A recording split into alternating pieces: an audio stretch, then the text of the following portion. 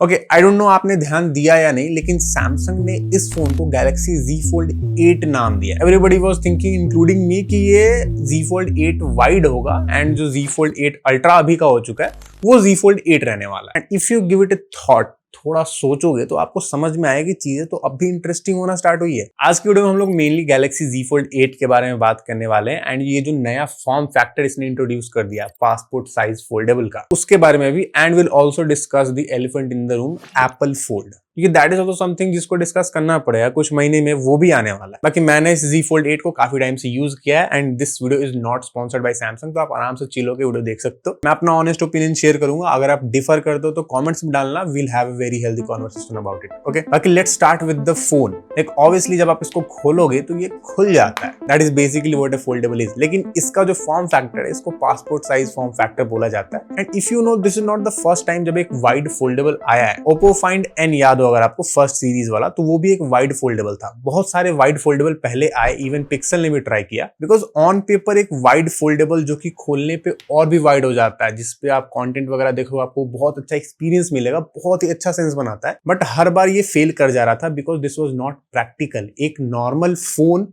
जो फोल्ड हो सके, दैट वाज मोर प्रैक्टिकल, जो कि सैमसंग ने क्रैक किया था in the Z Fold 7। And मैंने बहुत बड़ाई करी थी कि भाई फाइनली इंजीनियरिंग इस लेवल पे आ चुकी है कि एक नॉर्मल फोन फोल्ड हो सकता है, क्योंकि बहुत सारे लोग नॉर्मली फोन को ज्यादा यूज करते हैं, लाइक अनफोल्डेड, एंड खोल के कम यूज करते हैं। बट यहाँ पे जो हमें कवर स्क्रीन देखने मिलती है ना 5.5 इंच वाली, ये थोड़ी सी वियर्ड है। लाइक आपका अंगूठा पूरा एंड तक नहीं जाएगा। नाउ दैट डजंट मीन कि आप चला नहीं पाओगे, ऑफ कोर्स आप चला पाओगे, थोड़ी सी हैबिट लगेगी इस चीज को करने में, but ergonomically this is not the best way. Also क्योंकि फोन खोल के हमें ज्यादा वाइड करना है तो ऊपर से थोड़ा सा आपको ये कटा कटा लगेगा, जिस वजह से जब आप इसको एक नॉर्मल फोन की तरह यूज करो तो आपको लेस स्क्रीन फील होगी। But somehow Samsung Z Fold 8 doesn't feel that bad. Now let me explain this. Like जो फर्स्ट जनरेशन फोल्डेबल्स थे, वाइड फोल्डेबल्स, वो उस लेवल की इंजीनियरिंग पे नहीं थे कि वो उस फोन को इतना थिन बना सके, इतना स्लीक बना सके कि वो हाथों में कंफर्टेबल लगे। यू कैन सी मेरे हाथ में कितने अच्छे से आ जा रहा है, मेरे कोई प्रॉब्लम नहीं है इसको अपने पॉकेट में डालने में।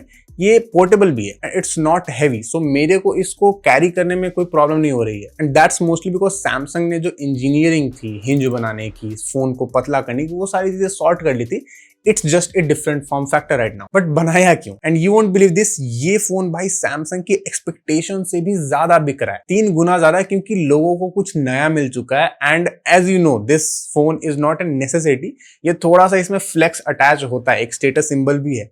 तो कुछ नया आ गया मार्केट में तो लोग एकदम दौड़ रहे हैं इसके पीछे कि भाई मेरे को चाहिए। लेकिन क्या 1,80,000 रुपए में आपको ये लेना चाहिए? ना लॉजिकली अगर आप देखो तो इस प्राइस में आप पूरा एप्पल इकोसिस्टम भी बिल्ड कर सकते हो। आईफोन 17 ले लो, एयरपॉड्स ले लो, इवन एक आईपैड मिनी ले लो, अगर आपको थोड़ी बड़ी स्क्रीन चाहिए। बट भाई वो फोल्ड नहीं होगा ना, the portability that A folds bring, वो आपको नहीं देखने मिलने वाली है। सो द राइट क्वेश्चन है कि भाई मुझे एक फोल्ड लेना ही है, क्या मैं ये वाला लूं या फिर एप्पल का आएगा वो लूं या फिर सैमसंग Z Fold 8 अल्ट्रा ले लूं? एंड इसका वन वर्ड क्लियर आंसर देता हूं, this is actually the best foldable that is available right now in the market, also in the wide format. ना मुझे पर्सनली जो ओरिजिनल सैमसंग के fold का डिजाइन था, जो Z Fold 7 में भी है एंड Z Fold 8 अल्ट्रा में है, वो ज्यादा सुपीरियर लगता है बिकॉज वो काफी फ्लेक्सिबल है। मतलब मैं उसको नॉर्मल फोन की तरह यूज कर सकता हूँ एंड जब चाहूँ, जब मुझे बड़ी स्क्रीन चाहिए तो मैं उसको खोल के यूज कर सकता हूँ, या फिर मल्टीटास्किंग के लिए भी।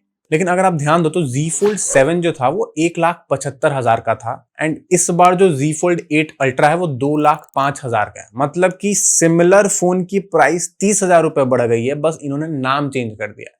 ये चीज कई सारे लोगों ने नोटिस नहीं किया, बट ये बहुत क्लेवर तरीका है प्राइस बढ़ाने का। Even the Z Fold 8 is also expensive, 5,000 रुपए ज्यादा महंगा है, 1,80,000 का है। एंड उस प्राइस पे आप ये मत सोचना कि Z Fold 7 से इसमें आपको ज्यादा फीचर्स देखने मिलेंगे। इसमें आपको कैमरा डिग्रेड देखने मिलता है, बैटरी थोड़ी सी जरूर बेटर है। लाइक ऑफ कोर्स इसमें कुछ बहुत क्रेजी चीजें हैं, लाइक इसमें फ्लेक्स टाइटेनियम हिंज दे रखी है सैमसंग ने, which is more durable. Even ये IP48 की रेटिंग लाता है, यानी वाटर प्रूफ भी है, पानी वगैरह में अगर आप डाल दोगे तो बच जाएगा, बस डस्ट प्रूफ नहीं है। एंड जो प्रॉब्लम Z Fold 7 में है, लाइक इनर स्क्रीन स्क्रैच होती है, वो इसमें भी होती है। क्रीज वहां विजिबल है, यहाँ भी विजिबल है। आई नो बहुत सारे यूट्यूबर्स ने आपको बोला बहुत मिनिमल क्रीज हो गई है, बट वो टॉकिंग पॉइंट होता है, बोलना पड़ता है उनको। This is not creaseless. Anything जो कि उसके क्लोज गया है वो है Oppo Find N6। And to be honest मेरे होप्स थे कि सैमसंग ये कर देगा, बिकॉज ऐसे रूमर्स है कि एप्पल करने वाला है। सो लेट्स सी क्या होता है। ये तो रूमर्स है, मेरे को पता नहीं, मैंने तो देखा नहीं है।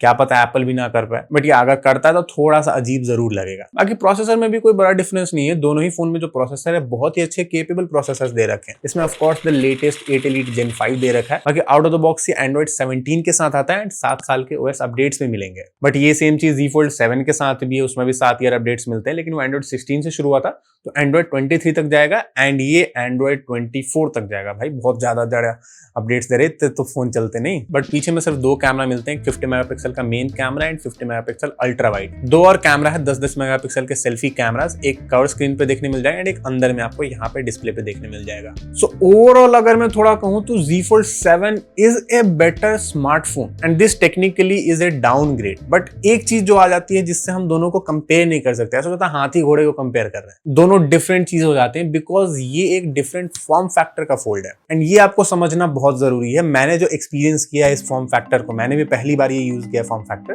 तो मेरा क्या एक्सपीरियंस था मैं वो शेयर करता हूँ। देखो डेफिनेटली आप जो कवर स्क्रीन है वो बहुत कम यूज करने वाला है because it is not as good as a normal phone. Wide भी है, थोड़ा सा अनकंफर्टेबल स्टिल फील होगा आपको, बट इतना नहीं है कि मैं इसको अनयूजेबल बोलूं या फिर बहुत ही पेन हो रहा है मेरे को, मेरे से होगा नहीं हो जाएगा। प्रॉब्लम क्या है ना, सैमसंग को लगता है लोग ऐसे करके यूट्यूब वीडियो ज्यादा देखने वाले हैं, बट ऐसा होता नहीं है। मोस्टली आप भी जान रहे हो कि आप शॉर्ट्स एंड रील्स ज्यादा देखने वाले हो, जो कि वर्टिकल फॉर्मेट्स में देखा जाता है एंड इस कवर स्क्रीन पे अगर आप वो देखने वाले हो तो आपको थोड़ा अजीब लगेगा, थोड़ा छोटा लगेगा। एंड एट दिस पॉइंट मेरे को भी लग रहा था यार ये उतना सेंस नहीं बनाता, भले ही सारे स्मार्टफोन्स लाइक शिफ्ट हो गए थे ये सैमसंग Z Fold 7 वाले फॉर्मेट पे, but that was until I used it for reading something. आप देख सकते हो ये फोन मेरा पूरे हाथ में आ चुका है and this is the widest and the biggest it can get. इससे ज्यादा अगर बड़ा होगा तो फिर लगेगा कि यार इट्स टू बिग, या इससे छोटा होगा तो फिर क्या ही फायदा है। So this is the perfect size for reading things. अगर आप आर्टिकल पढ़ रहे हो, मांगा पढ़ रहे हो, कोई बुक पढ़ रहे हो, नॉवल पढ़ रहे हो, it is actually really good. And I know बहुत सारे लोग बोलेंगे कि भाई आईपैड ले लो, तब तुम चाहो तो टैबलेट ले लो, वो भी तो कर सकते हो। तो टैबलेट के साथ क्या होता है ना कि वो इतना बड़ा रहता है तो इसको आपको एक एक्स्ट्रा चीज लेके चलना पड़ेगा। दिस इज अ फोन जो कि फोल्ड हो जाएगा एंड तुरंत से छोटा टैबलेट बन जाता है। एंड टू मी अगर मैं फ्लाइट वगैरह पे हूँ या फिर कहीं बाहर हूँ तो मेरे को छोटी स्क्रीन पे चल जाएगा, क्योंकि थोड़ा प्राइवेसी जो रहती है ना कि मैं जो देख रहा हूँ मैं ही देखूं, बड़े स्क्रीन पे सब देखेंगे भाई, सही नहीं लगता है। एंड ऑल्सो मैंने रील्स का भी जुगाड़ लगा लिया भाई, मैं इसको वर्टिकल करके ऐसे रील्स देख रहा हूँ, मुझे कोई ऐसी प्रॉब्लम नहीं हो रही। बहुत सारे लोग बोले भाई this is too much, I mean चलो तू जस्टिफाई कर रहा है ये वाली चीज, बट मैं जस्टिफाई नहीं कर रहा। मेरे पास फोन है, मेरी मर्जी में जैसे यूज करूँ। मेरे को रील्स बड़े में देखना है मैं बड़े में देखूंगा, छोटे में देखना है मैं छोटे में देख लूंगा, मन करे फोल्ड करके खोलूंगा। This is actually the flexibility that I am talking about. अगर आपके पास फोल्ड है, आपका मन जैसे मन यूज करो भाई। The only problem that is there वो है एज सैमसंग इंटेंडेड, लाइक आप इस तरीके से वीडियो देखो, वीडियो में कोई प्रॉब्लम नहीं है। ऑफ कोर्स स्क्रीन वगैरह थोड़ा ऊपर में आपको ब्लैक मिलेगा, that is obviously going to happen, लेकिन प्रॉब्लम है स्पीकर्स के साथ। आप अगर देखोगे फोन में एक ऊपर स्पीकर है, एक नीचे स्पीकर है, लेकिन दोनों ही एक ही फ्लिप के तरफ है। जैसे ही मैं इसको खोलता हूं तो सारे स्पीकर्स लेफ्ट की तरफ चले जाते हैं एंड अगर मैं इसको हॉरिजॉन्टल तरीके से देखूं तो ऐसे लगेगा सारा आवाज लेफ्ट से आ रहा है, विच इज नॉट स्टीरियो। तो एक्सपीरियंस आपका थोड़ा सा खराब हो जाएगा। बट वही ऑन दी अदर हैंड अगर आप इस तरीके से रील्स देख रहे हो तो लेफ्ट और राइट दोनों साइड से आवाजें आएंगी, आपको स्टीरियो ज्यादा बेटर फील होने वाला है। देख रहे हो जिस तरीके से सैमसंग ने इंटेंड किया वो उस तरीके से काम नहीं करा, बट भाई रील्स अच्छे चलेंगे। लेकिन हाँ ईयरफोन्स वगैरह लगा के आप चाहो तो इस पर बहुत अच्छा एक्सपीरियंस कर सकते हो। So if you ask me क्या तुम इस फोन को यूज करोगे, मैं कहूँगा ऑफ कोर्स भाई बहुत सॉर्टेड है। एंड दैट इज बिकॉज मेरे पास एक प्राइमरी फोन भी है जिसमें ज्यादा अच्छा कैमरा है। मेरे लिए कैमरा इंपॉर्टेंट है एंड इसमें वो कैमरा उतना अच्छा नहीं है, दैट इज अ प्रॉब्लम। अगर ये उतना अच्छा होता तो मैं इसको एक प्राइमरी सिंगल फोन की तरह यूज करता। अभी मुझे इसके साथ एक और फोन यूज करना पड़ रहा है। बाकी एक और चीज आप सोच रहे हो भाई ये वॉच आपने चेंज कर ली, this is the Galaxy Watch Ultra 2।